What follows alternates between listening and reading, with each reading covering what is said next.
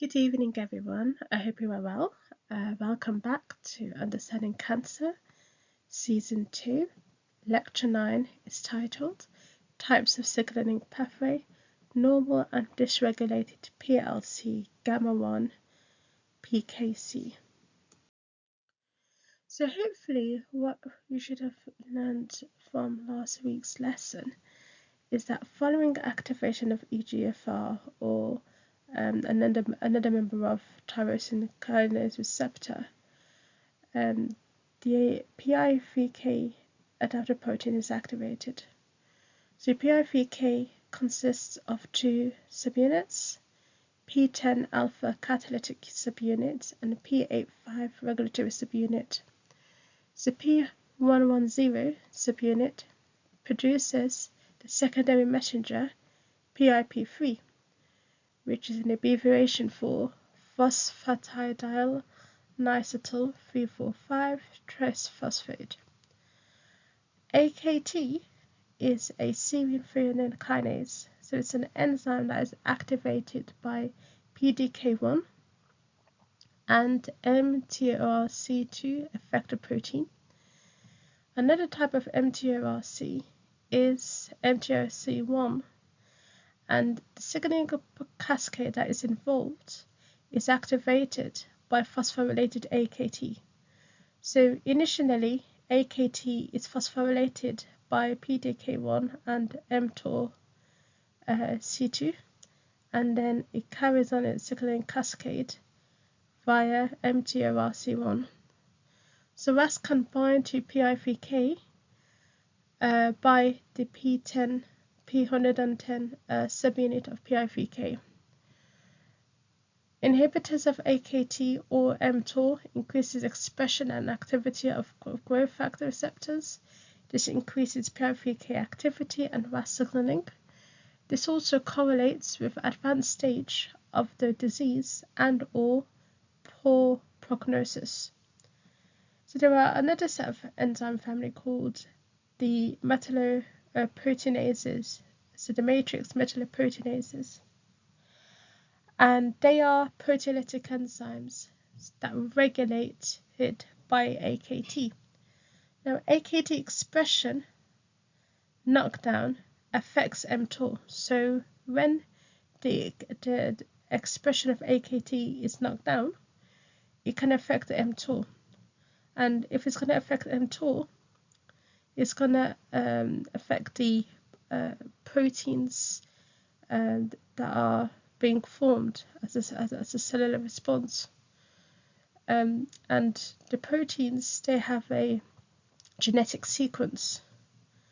So the mRNA of MMP2 and MMP9, these are downregulated, and if they're downregulated, it's less likely you're going to be producing sufficient amount of proteins, and as a result of that affects invasion and metastasis, because MMP2 and MMP9 are involved in these two hallmarks of cancer. So what will we learn today? At first, we will look at the structure of phospholipase C. This is then followed by the normal PAC gamma 1 PKC signaling pathway, so how the receptor is being activated, how it is then the signal is being transduced inside the cell, and the other types of signal transduction are called phospholipase D. Because this lecture mainly focuses on the PLC, which is phospholipase C, but there are other members of the phospholipase family. So let's see how they all link together. And there's normal PLC gamma 1 PKC cellular response. So how do the cells respond? What functions is it affected?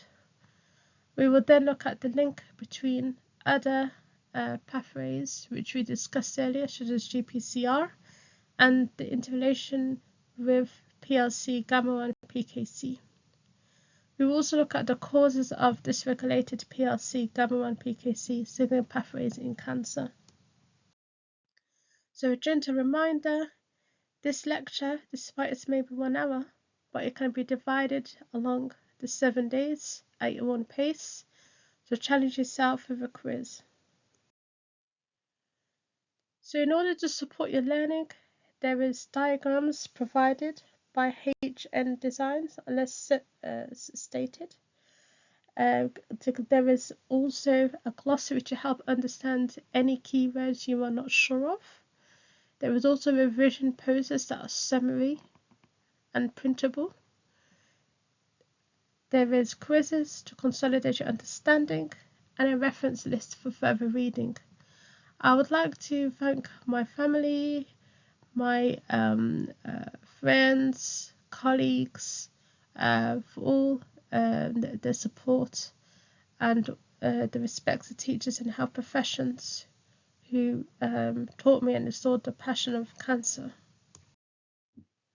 So let us begin with the structure and function of phospholipase C. So there are 13 isozymes of PLC in mammals that are encoded by different genes. So isozymes are basically enzymes that look similar but not exactly to one another. So they are distinct in terms of the structure, and even though they catalyze the same reaction. And they've been divided here into 6 families based upon structure, sequence, and function. And they are key signaling proteins in response to many molecules. So the examples of signaling molecules are hormones, growth factors, neurotransmitters, and extracellular stimuli. So let us now discuss the structure of one of the isozymes of PLC, which is PLC beta. There are 4 subtypes of PLC beta: 1, 2, 3, and 4. Now the structures that it is mainly involved is the heart and the neurons and how they signal the message. In addition, PLC beta 2 negatively regulates the inflammatory responses that are induced by viruses, and therefore it prevents phosphorylanocyte from activating TAC1. TAC1 is an abbreviation of transforming growth factor beta activated kinase 1, and TAC1 is a member of MAPKK family, and it helps in terms of other pathways too, which we will discuss later, these examples. So above we can see the structure of PLC beta domain. So the pH highlighted in blue is the abbreviation for plextrin homology. So it's a regulatory protein domain that is involved in intracellular signaling. You have the EF in red. So this is a regulatory domain or motif with a helix loop helix structure that binds to calcium.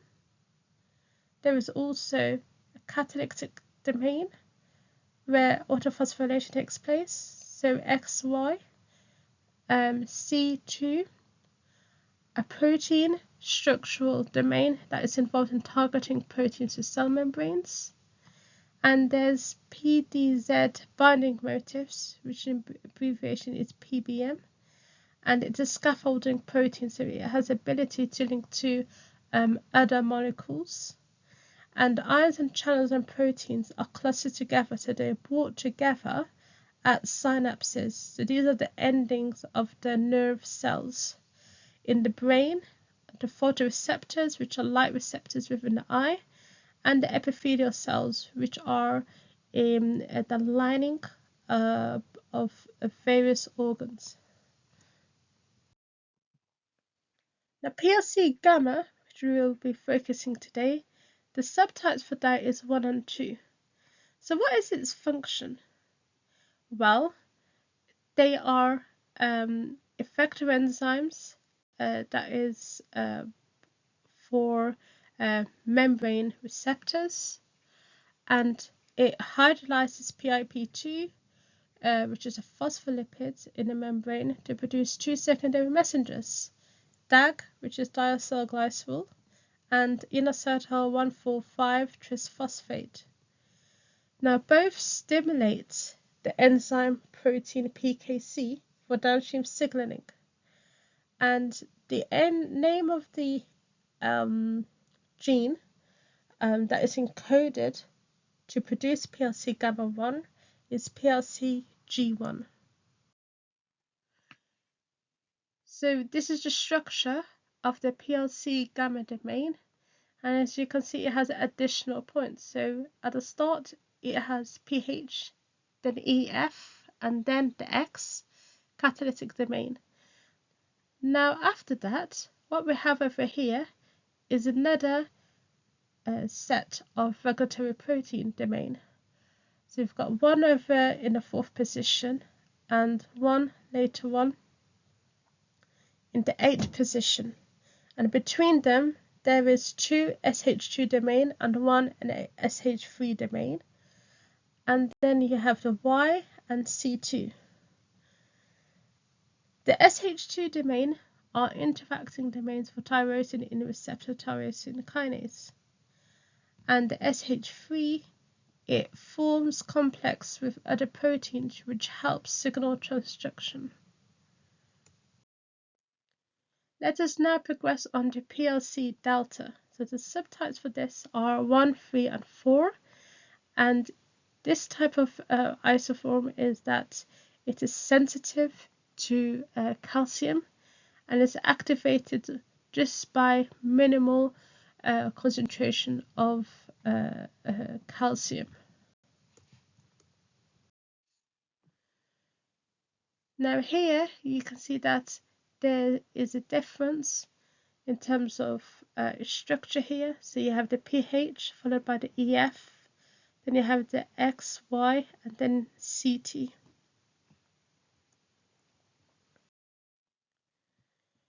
PLC Epsilon. So this is involved in the downstream signaling of GPCR.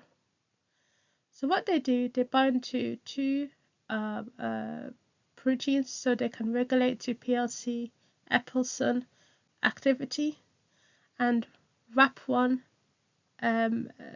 is able to bind via its RA2 domain. Here there is a structure of PLC Epsilon. So you have additional structures. So we've got the RAS-GEF. So RAS-GEF is an abbreviation for Ras-guanine nucleotide exchange factor. So previous lessons we have discussed GEF, and this is now more specific, which is RAS-GEF. So it's a domain found in factors such as RAS, like small GTPases, i.e. RAP1A, and RAS is able to bind to both GTP and GDP, and this can slowly hydrolyze GTP to GDP.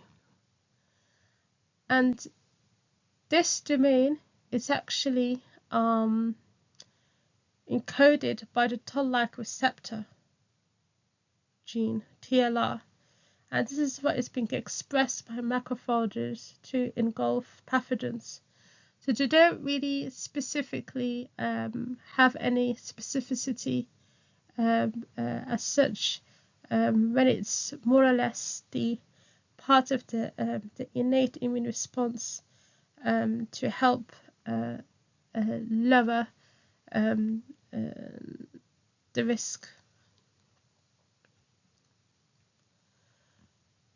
There's hydrolysis of PI at the space between the membranes perinuclear and Golgi membranes in the heart muscle cells, so the cardiomyocytes. Additional structure we have previously didn't mention was the RA1. So RA is an abbreviation of RAS association domains. So what they do, they interact with specific muscle A kinase anchoring protein, which is MAKAP, and this occurs at the perinuclear membrane and can bind to the activated versions of RAS and RAP1A. This is another isozyme of PLC. So with this, it has one subtype, and it is a type of sperm protein that triggers calcium ions that move back and forth in oscillations in the eggs to start embryogenesis. So embryogenesis is the development of the embryo. So this occurs after the fertilization between an egg and a sperm, and then it becomes a fertilized egg, and then it starts to grow over time, become an embryo.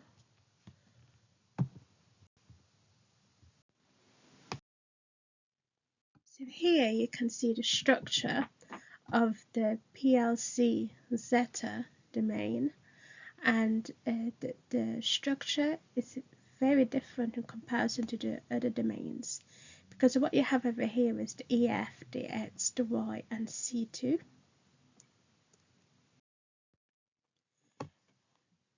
This structure is the PLC eta, and there are two subtypes, 1 and 2, and it's the most sensitive type of PLC to calcium ions, and its main function is how it helps to produce and maintain neurons, which are otherwise known as nerve cells in the brain, especially after birth.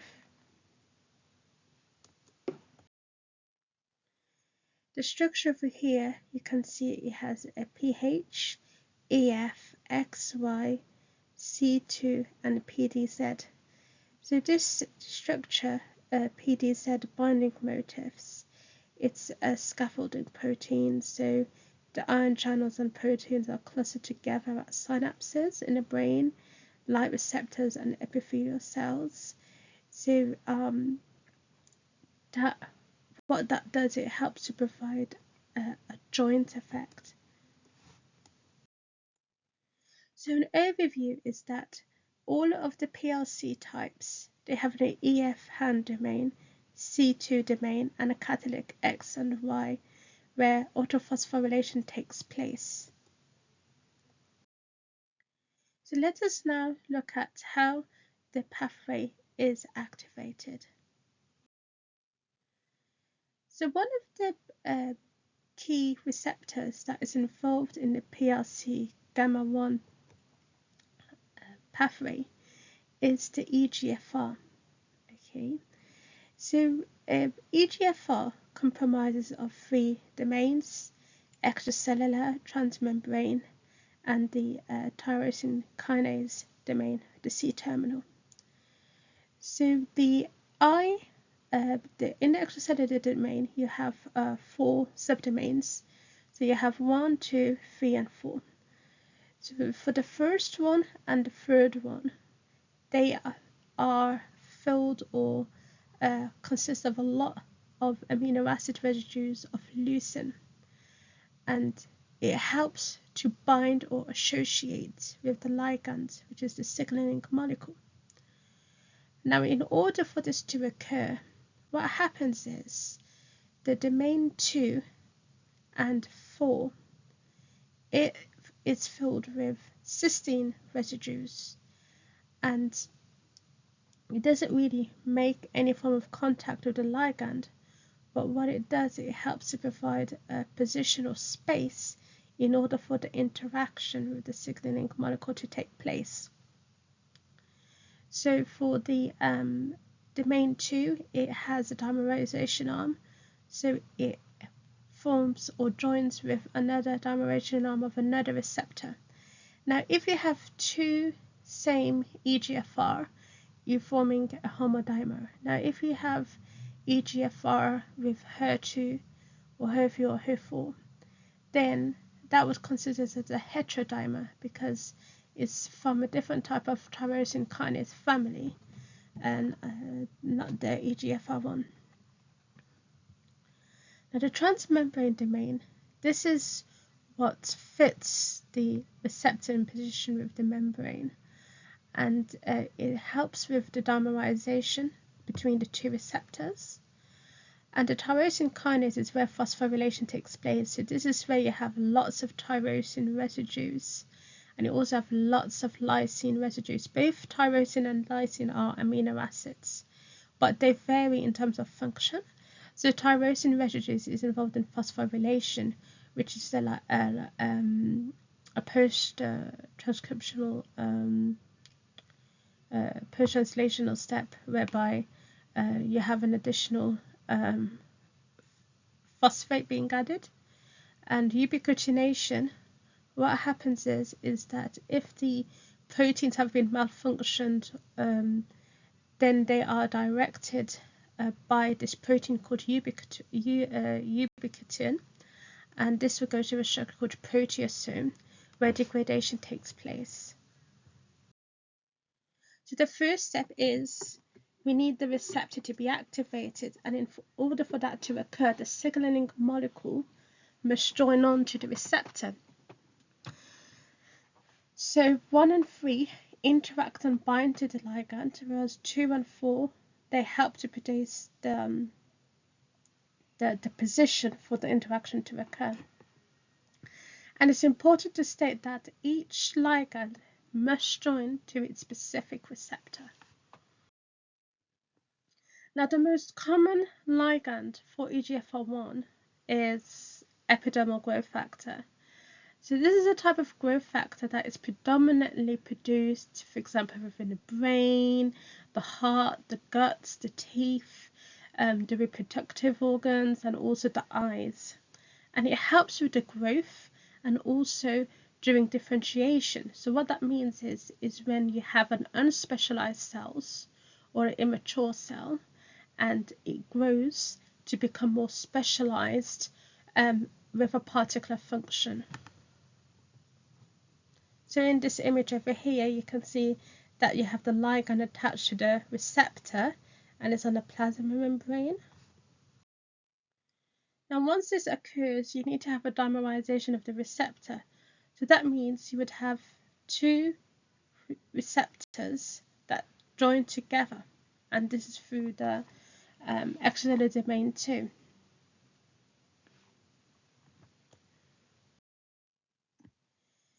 Now, what occurs is the trans-autophosphorylation of the C-terminal domain.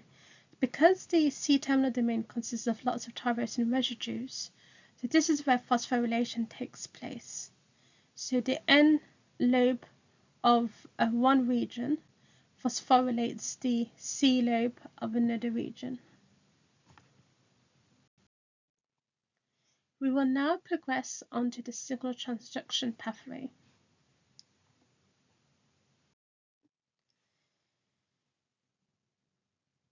With the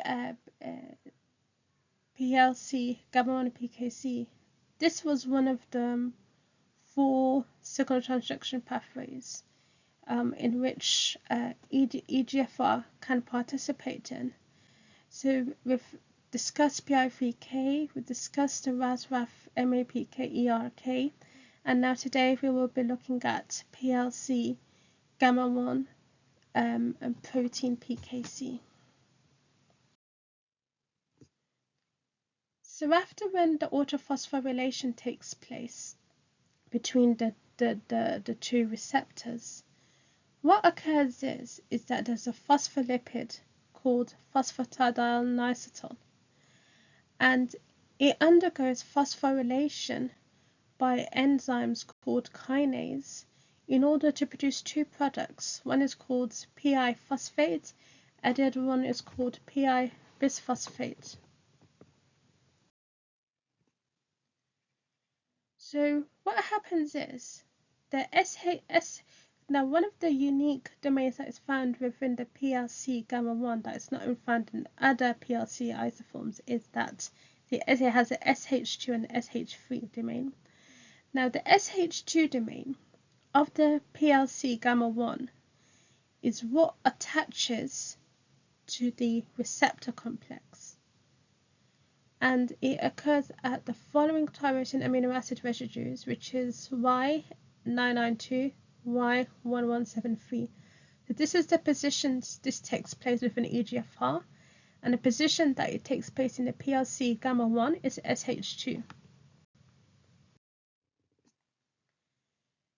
So after this takes place, the PLC, which is attached to the receptor complex, it cleaves PIP2, and the PIP2 is cleaved to form two secondary messengers, which is called DAG and IP3, the diacyl glycerol and inositol triphosphate.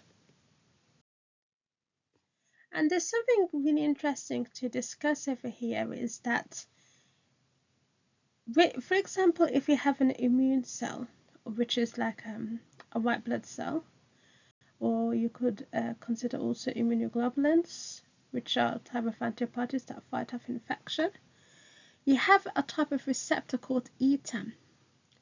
So ETAM is an abbreviation for immunoreceptor tyrosine-based activation motif.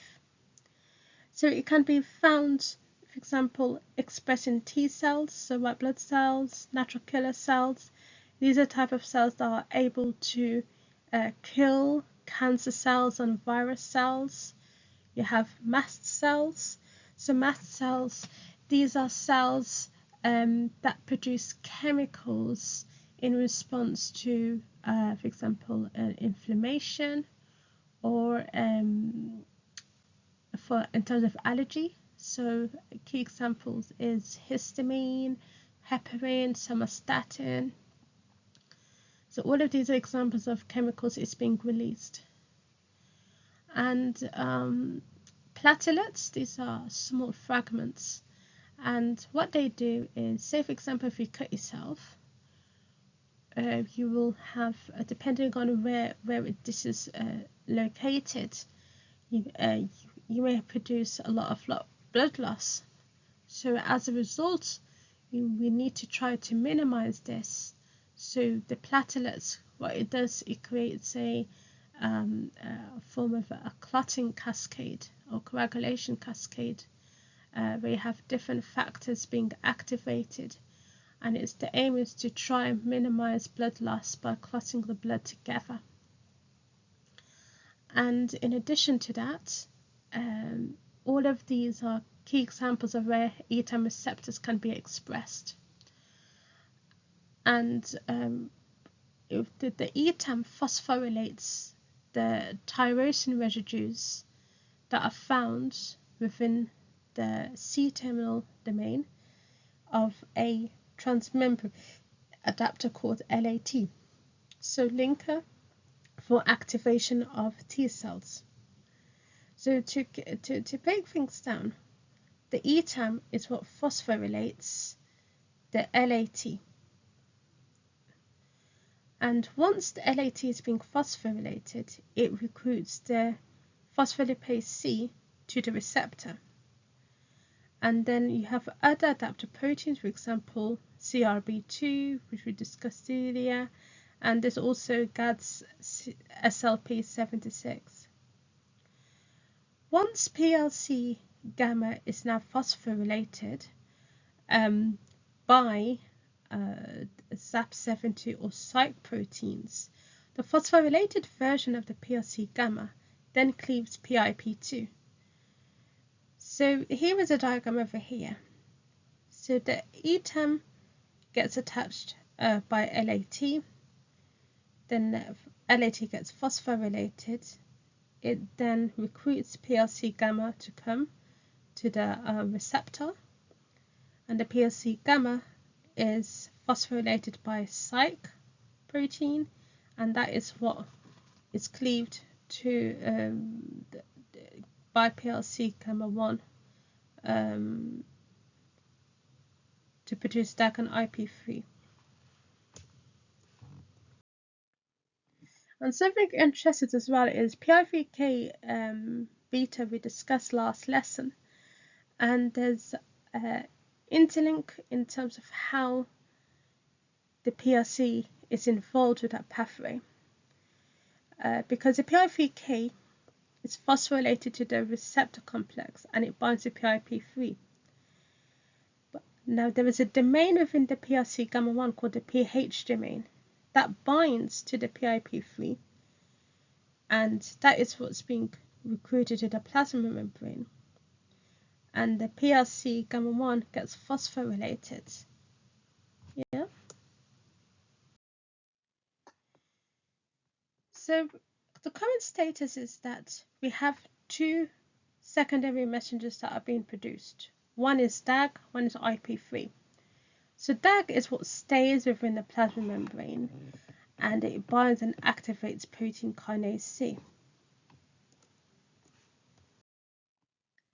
Protein kinase C then phosphorylates target cellular proteins that are involved in growth, proliferation, differentiation, apoptosis. And how it does that is that it phosphorylates specific type of amino acids that are found within the cellular proteins, which is serine and threonine. Key examples are EGFR, RAF1, HRAS, P21, GSK3 beta, RAA, BAD, BCL2. And there are different types of isoforms of PKC. So they may look similar, but with a distinct form, but they have the same function, catalytic function.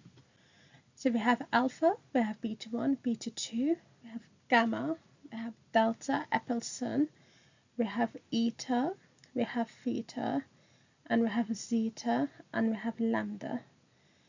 So DAG can activate a number of these PKC isoforms. For example, PKC alpha, it can be phosphorylated by DAG at 2497 residues. And there is different locations in where these isoforms are produced. So for alpha, beta 1, beta 2, delta, epsilon, eta, zeta, and lambda is produced in macrophages. So macrophages are a type of white blood cells, and what they do, they engulf the actual pathogen without any form of specificity. So it's a non-specific immune defense, and it has enzymes within itself which can digest the pathogen, and then it releases cell debris. PKC alpha, delta, epsilon, and zeta, these are being produced not in a specific area as such, but as a result of a particular response, such as inflammation, that is produced by toll-like receptors. We have PKC theta. So this is produced in macrophages, and it's undetectable. Low lipopolysaccharides, so this is a sugar molecule that is attached to a fat molecule, and it can be expressed in liver cells known as hepatocytes. So it helps with the innate immune defense. So this is the first line of defense before it becomes more specific. And there is interferon gamma. This is another type of protein that helps to involved in the viral growth, viral cell growth, and all of these, the PKC theta stimulates these processes. Now the PKC can also phosphorylate intracellular EGFR. Now some of you think, okay, what is a cell surface receptor doing inside a cell? Well, the EGFR has versions that are able to be positioned within the plasma membrane, and those that can be intracellular receptor signaling. and EGFR is one of them, and it has more of like an antagonistic approach, whereby EGFR is known as to produce or stimulate growth, but what we have over here is that the intracellular EGFR, it actually blocks the EGFR activation, and that's what lowers proliferation. It can also influence angiogenesis, apoptosis, and so on. So it has like a contradictory effect inside a cell, right? As an intracellular receptor, it can inhibit the growth and downstream signaling of EGFR. So that stays in its place, but it still does its job by activating PKC. That leads on to the proteins and transcription and so on. But IP3, it does a bit of a move. So it diffuses into the cytoplasm and it binds to ligand-gated channels that are specific for calcium. And you can find them, for example, in the endoplasmic reticulum membrane, the mitochondria. So there's a varied location.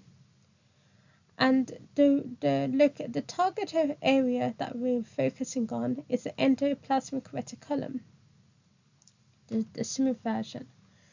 And in order for IP3 to actually bind onto the smooth endoplasmic reticulum, it needs to associate with the IP3 specific receptors that are found within the endoplasmic reticulum membrane.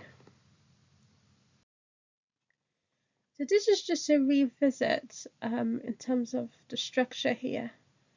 So on the first structure is an inactive receptor. You've got the ligand binding site, the plasma membrane, the cytoplasm. The second image is that you have the ligand that binds under the active receptor. So in this case, we have the IP3 binding onto the IP3 receptor. And this is on the channels. So as a result, it becomes activated, and then it allows the calcium ions influx. So it helps to release the calcium ions into the cytoplasm.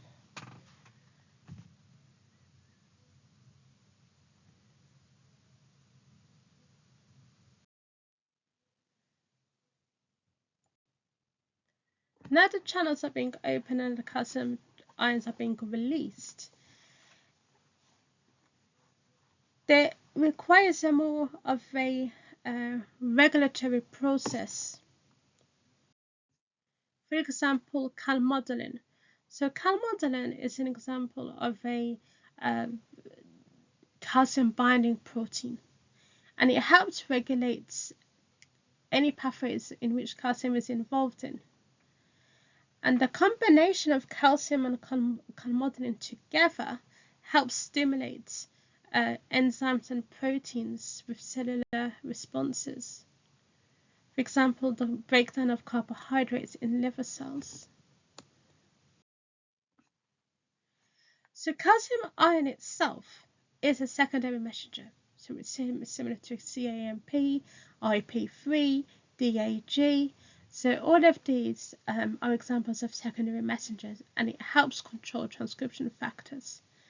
So in the case of PLC gamma-1 PKC pathway, the increase of calcium ions help control activation of transcription factors such as NFAD.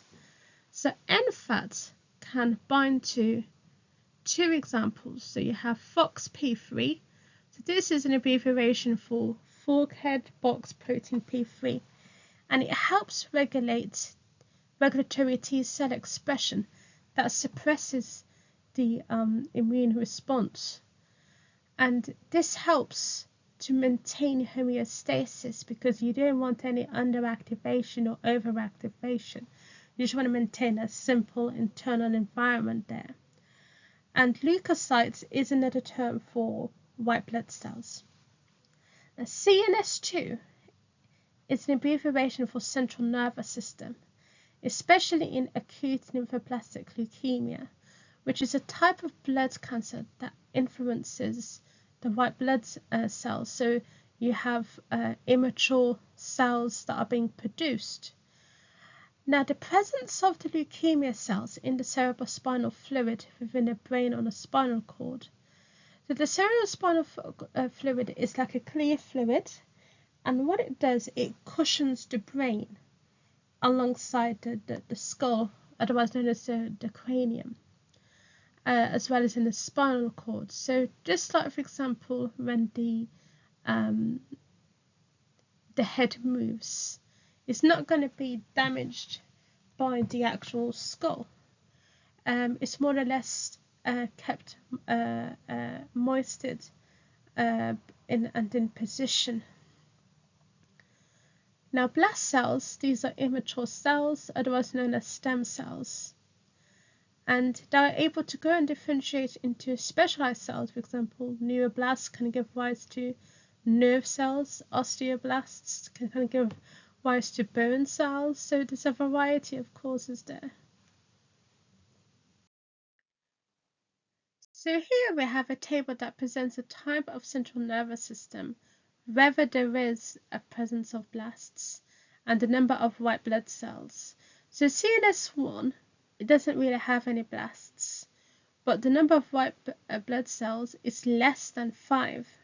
Now CNS2, there is blasts, and the number of white blood cells is also less than 5. Okay.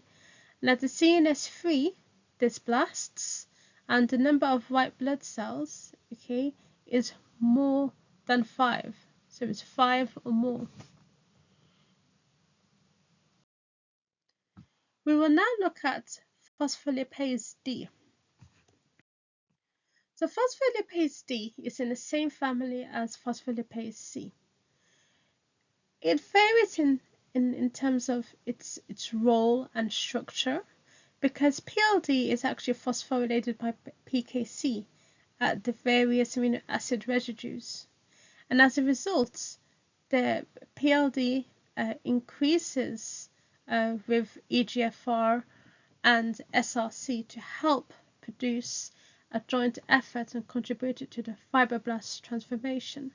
So fibroblast it forms part of the connective tissue that is involved in proteins such as collagen and other forms to help maintain processes. So PLD hydrolyzes PI to form the phosphatidic acid, PA, and choline. And the PA interacts with proteins e.g. RAF, mTOR, and S6K. So what is SRC? So SRC is part of a family kinase enzymes, which there are 11. There are CSRC, FIN, YES, BLK, YRK, FRK, FGR, HCK, LCK, and LYN. Okay. Whereas the CSRC, the YES, and the FIN are found in predominantly most of the tissues. So what's the function of SRC? Why are we mentioning this when we're looking at the PLC, the gamma-1, and also the PKC? Well, EGFR and HER4 has binding sites for SRC. And the binding site of EGFR, where it's associated, doesn't have an autophosphorylation site. And the process is mediated by RAS and RAL. The SRC negatively regulates RAF via phosphorylation, and it positively regulates STAT, EGFR, RAS, and clavin. Let us now progress on to cellular response.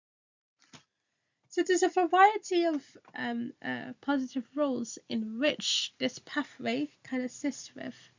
For example, growing my plantaula, so elongation, and how it responds to light, cell growth, hormone release, for example, insulin, muscle contraction, opening and closing of the stomata, where water and gas exchange located, secretin or production of enzyme is involved in the digestive system. This is also how the nerve impulses are being transmitted, and there is angiogenesis. Let us now look at the link between GPCR and PLC. So here we have an image from Creative Commons. So we can see there's a signal of the ligand of the first messenger, and it can join onto GPCR. The GPCR is bound to G protein, where it has the beta gamma dimer, the alpha subunits. The GTP is, in order for the G protein to be activated, the GTP joins, and in order for it to be deactivated, its GDP joins. So the alpha and the GTP is able to bind onto the PLC, and that's how it gets into the equation of PIP2, DAG and IP3 being produced.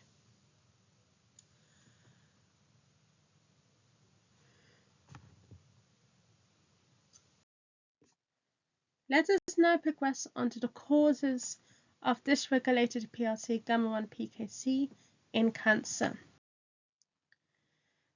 So the role of calcium ions in cancer, for example, is involved in receiving nutrients through the blood vessels, invasion and metastasis, insensitivity to antigrowth signals, evading apoptosis, and continuous proliferation. The PLC gamma-1 facilitates cell migration, invasion, and metastasis. So in the first image, you can see there's the initial tumor cell due to mutation, and then you can see there is growth taking place. The SRC also have a significant role. For example, a mutation in Y8454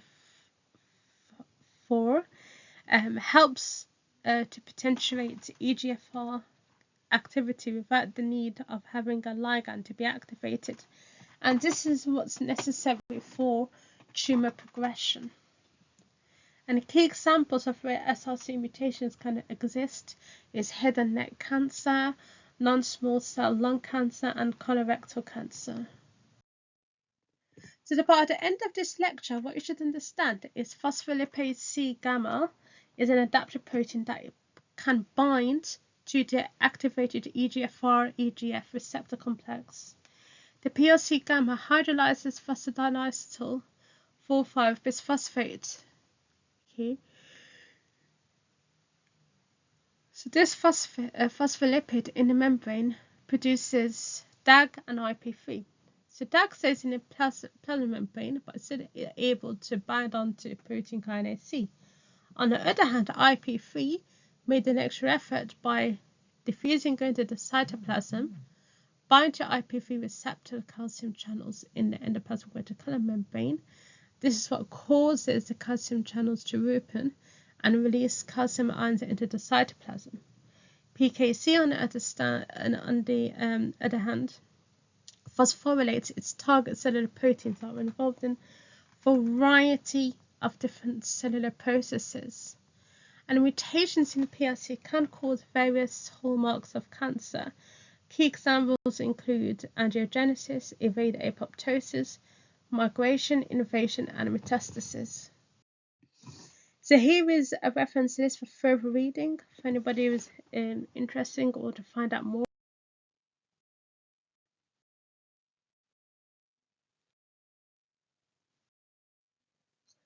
Next week, we will discuss the transforming growth factor, beta, and there will be support in terms of glossary to help you understand. There's also posters and a quiz to consolidate your understanding.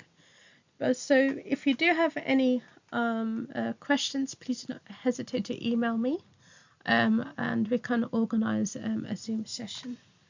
Thank you so much. Take care. See you next week.